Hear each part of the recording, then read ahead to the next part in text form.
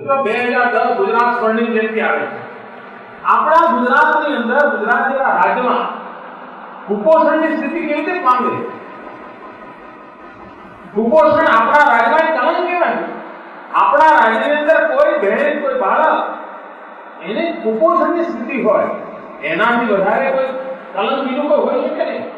અને મેં જનતા જનાર્દનને અપીલ કરી કે લોકો નક્કી કરે ભાઈ કે દરેક પરિવારમાં અઠવાડિયામાં એકવાર, રોજ એકવાર, મહિનામાં એકવાર જેવી જેવી પોસ્ટ 250 ગ્રામ સુખડી આપે અને આ ગરીબ પરિવારોના, વિશેષ કરીને સગર્ભા માતાઓને આ સુખડી પહોંચાડીએ તો ત્યારે એના ગર્ભની અંદર જે બાળક છે એનો વિકાસ અટકશે નહીં અને તંદુરસ્ત બાળકનો જન્મ થશે અને તંદુરસ્ત બાળક હશે તો ગુજરાતની આવતીકાલ તંદુરસ્ત હશે. તમારા પરિવારમાંથી દાનમાં મળેલી 250 ગ્રામ સુખડી ગુજરાતની આવતીકાલ તંદુરસ્ત કરે તેવી તાકાત ધરાવે છે અને જન સામાન્યમાં વિચાર પહોંચવા વાળો. હું હમણાં ગામડાઓની અંદર ગયો તો, સંકલ્પ જોરદાર ગુજરાત સ્વર્ણિમ જયંતિ વિશે મેં લોકોને વિનંતી કરી, આપણે ત્યાં ડેરી ઉદ્યોગ ખુલેલો ફાળેલો છે, ગામો ગામ ડેરી છે, લોકો દૂધ આપવા આવે છે. મેં વિનંતી કરી કે ભાઈ ડેરીની અંદર લોકો દૂધ આપતા હોય ત્યારે તમે જુદું કેન મૂકો ને અને કેન પર લખો ભગવાનનો ભાગ અને દૂધ ભરવા આવો તો એમાંથી તમને ભગવાનનો ભાગ જે આપવો હોય આપો. કોઈ 100 ગ્રામ આપે, કોઈ 200 ગ્રામ આપે, કોઈ 500 ગ્રામ આપે, કોઈ 50 ગ્રામ આપે. એક જુદા કેનની અંદર ભગવાનનો ભાગ એવું દૂધ ભેગું થાય છે અને એ ડેરીના બધા વહીવટકર્તાઓ એ ગામમાં જે ગરીબ બાળકો છે, જેણે માતાના દૂધ સિવાય જિંદગીમાં ક્યારે દૂધ નથી જોયું, એવા બધા બાળકોને સવારમાં તરત જ દૂધ પીવડાવી દેવામાં આવે છે. સમાજની ભાગીદારીથી કેવડું મોટું કામ થઈ શકે એવા ઉદાહરણ છે. અમીરગઢ ગામના આખા પટ્ટાની અંદર 58,000 બાળકોને ફોર્ટિફાઈડ મિલ્કની યોજના ગયા 6 મહિનાથી ચલાવીએ છીએ. ત્યાંના બાળકો પર કુપોષણને કારણે તમને એવા લાગે 6 મહિનામાં ફોર્ટિફાઈડ મિલ્ક આપવાને કારણે એ બાળકોને ચેતના જોવા મળે, આમ તરત ફરક જોવા મળે. તો આવા એક પાયાના કામો તરફ આ રાજ્ય સરકાર ધ્યાન કેન્દ્રિત કરી રહી છે. એમાં આ પ્રકારનો પ્રયાસ પૂરક થતો હોય છે, પોષક બનતો હોય છે. મિત્રો, સામાન્ય રીતે જીવનમાં એક વાત નક્કી છે કે રોગચાળોની સંભાવના હોય તો તંદુરસ્ત માણસે પણ આરોગ્યની તપાસ કરાવેલી રહે. પછી એમ ના કહી શકે કે ભાઈ રોગચાળો આવ્યો તો હું તો બહુ મજબૂત માણસ છું, રોજ 100 સુધી નમસ્કાર કરું, મને કાંઈ ન થાય. પણ રોગચાળો આવ્યો હોય, એના વાવડ આવ્યા હોય તો તંદુરસ્ત માણસે પણ શારીરિક પરીક્ષણ કરાવવું પડે, જરૂર પડે તો રસીકરણ કરાવવું પડે, તો જ રોગચાળાથી એમાં ચાલે છે. હું તંદુરસ્ત છું, તમે તમારું કરો, બધાએ પ્રયાસ કરવો, આપણે બધાનો બધા કરતા હોય છે. તો રોગચાળાની અંદર પણ તંદુરસ્ત માણસે શારીરિક પરીક્ષણની જવાબદારી નિભાવવાની હોય છે. આતંકવાદનો રોગચાળો આવ્યો હોય ત્યારે સામાન્ય દેશભક્ત, જાગૃત, પ્રામાણિક નાગરિકે પણ સુરક્ષાની બધી તપાસો કરાવવાની હોય. લીધો કેટલાક લોકો વાંધો પડે કે મને કેમ પેલો ચેક કેમ કર્યો? હું આવડો મોટો નેતા, આટલી બધી સભાઓ ભેજવનારો માણસને પોલીસમાં ઓળખતી નથી. આવું થાય ઘણીવાર. મિત્રો, આપણે વિમાનમાં પ્રવાસ કરતા હોય ને એરપોર્ટ પર 4-4 વખત ચેકઅપ કરતા આપણે વાંધો નથી હોતો. 2 નાખી ખોલાઈ જોઈએ, કપડા અંદર બહાર બધું જોઈએ.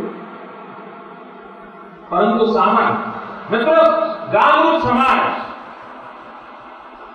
આતંકવાદની લડાઈ સામે એક મહત્વની કડી છે અને તેથી સમાજ જીવનમાં વાતાવરણ બનાવવાની જવાબદારી પણ ઉપાડવી પડશે.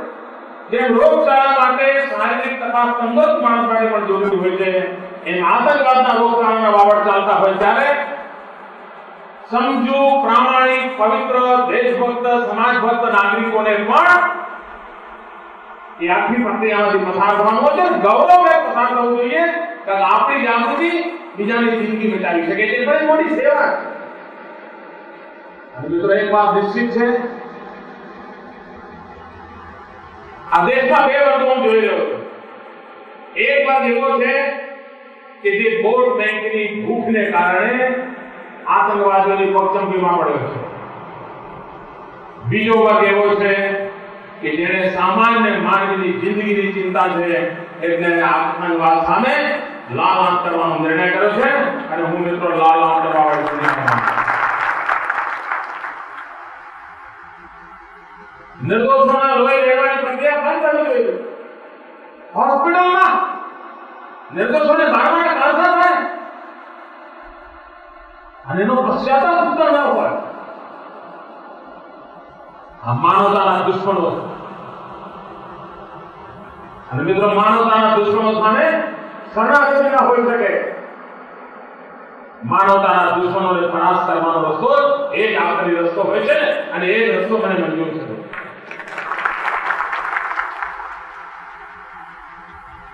આવનારા દિવસોમાં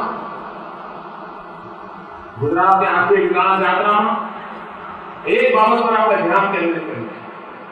હ્યુમન ડેવલપમેન્ટ ઇન્ડેક્સ. વિશ્વમાં વિકાસના જે પાયાની બાબતોની ચર્ચા થાય છે હ્યુમન ડેવલપમેન્ટ ઇન્ડેક્સ થાય છે. ગુજરાત હિન્દુસ્તાનની સરેરાશ હ્યુમન ડેવલપમેન્ટ ઇન્ડેક્સ કરતા ઘણું આગળ નીકળી જાય, ઘણી ઊંચાઈએ પહોંચે એવી આપણી મથામણ છે. જેમાં પીવાનું શુદ્ધ પાણી હોય, એમને શિક્ષણ મળે, એમને આરોગ્યની સેવાઓ મળે, એના માટે એક પ્રયાસ છે. આપણે સેવાઓની ગુણવત્તા સુધારવા માંગીએ છીએ. તમે વિચાર કરો મિત્રો, આજે મને આજે પહેલા મેં હું પ્રવાસમાં જઉં મુખ્યમંત્રી તરીકે ક્યાંય તો ગામના લોકો આવેદન કરો શું આપવા આવે? એમ કે સાહેબ અમારો ફલાણો રસ્તો બનાવી આપજો, સારો મોટો રસ્તો આપજો, ત્યાં તો કોઈ કંઈક અમારે કોલેજ આપજો, કાંઈ કે અમારે શાળાનું મકાન આપજો. તમને આશ્ચર્ય થશે મિત્રો, હમણાં હું જ્યાં જઉં ત્યાં લોકો મને આવેદન પત્ર આપે છે સાહેબ અમારે 108 આપો. 108 અત્યાર સુધી 108 એટલે ઈશ્વરને સ્મરણ કરવા માટે માળાના મણકા તરીકે ફૂંકાયેલો હતો. આજે મિત્રો 108 જિંદગી બચાવવા માટે એક મહત્વનો એક પરમાત્માએ મોકલેલો રથ જે ઉપર સ્થાપિત થઈ ગયું છે.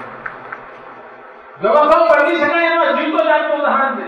નહીં તો આપણા રાજ્યમાં એમ્બ્યુલન્સ અને ડેડ બોડી લાઈનમાં ફરક શું કોઈ ખબર નહોતી. આવી કુલ મિલાકે સેવાઓ કે હદે કાઢે ગઈ. આજે 108 મિત્રો આજે લગભગ 20-22 મિનિટે એક જિંદગી બચે છે. પણ ટૂંકા ગાળામાં દર 7 મિનિટે એક જિંદગી બચાવવાની લખાણ છે.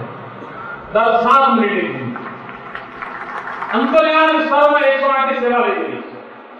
મિત્રો સગર્ભા માતાઓની જિંદગી બચાવવાનું પુણ્ય આ 108 ની સેવાના કારણે મળેલું છે. અને મિત્રો આતંકવાદીઓના હુમલામાં એવી 108 ના લોકોને એમને મારવાનો પ્રયાસ કર્યો. મોત સામે લડતા રહ્યા, એમાંના એક સાથીને પોતાનો પગ ગુમાવવો પડ્યો અને એનો જવાબ 108 ની સેવાઓ વધારીને મારા આપે. રોકાય બીજા મિત્રો જોઈએ છે ધમકોનામાં.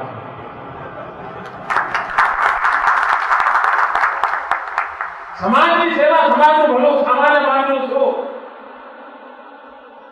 ગરીબનું કલ્યાણ એવા એક પ્રયાસને લઈને આપણે આગળ વધી રહ્યા છીએ. ત્યારે ફરી એકવાર કોર્પોરેશને આ ઇનિશિયેટિવ લીધો, વલ્લભભાઈ અને સૌ મિત્રોએ સહકાર કર્યો, ડોક્ટર મિત્રોએ આટલું મોટું યોગદાન કર્યું, આરોગ્ય જગતના સૌ સેવાભાવી મિત્રો, ચાહે એટેન્ડન્ટ હશે, નર્સિસ હશે, બાકી વ્યવસ્થાપકો હશે, આ બધાને અંતઃકરણપૂર્વક આભાર માનું છું. ખૂબ ખૂબ ધન્યવાદ. જય જય ગરવી ગુજરાત.